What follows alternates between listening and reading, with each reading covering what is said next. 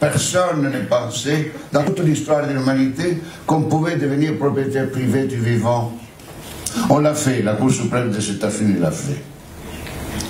Et 18 ans après, l'Union européenne a également autorisé la brevetabilité du vivant. L'argument fondamental de l'Union européenne était de dire, puisque les États-Unis l'ont fait, si nous ne le faisons pas, en 20 ans, l'industrie agricole, agrochimique, l'industrie pharmaceutique européenne sera complètement l'esclave de l'industrie des industries américaines.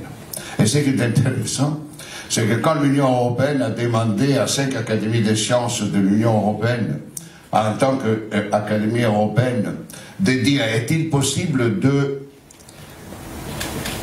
breveter les vivants, après un an de travail, toutes les académies d'Europe ont fait présenter un rapport, ils ont dit non, ce n'est pas possible de breveter les vivants. Mais puisque les États-Unis l'ont fait, si l'Europe ne le fait pas, l'avenir de l'industrie chimique, agricole, pharmaceutique européenne sera celle de devenir l'esclave. Vous entendez bien?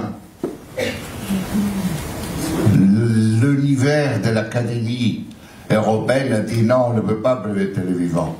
Mais un argument commercial, si on ne le fait pas, on perd les avantages et la capacité commerciale de vendre nos produits. Et aujourd'hui, c'est l'industrie pharmaceutique qui nous gouverne.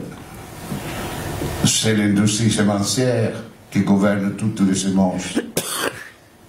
La vie est un objet de propriété privée à but lucratif, parce que la résolution de la Cour suprême des États-Unis avait expliqué que c'était légitime de breveter le vivant à but lucratif.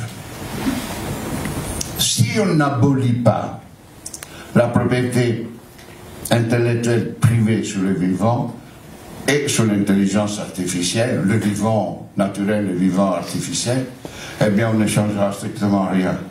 Même si vous tous, individuellement, vous allez changer, on ne change rien.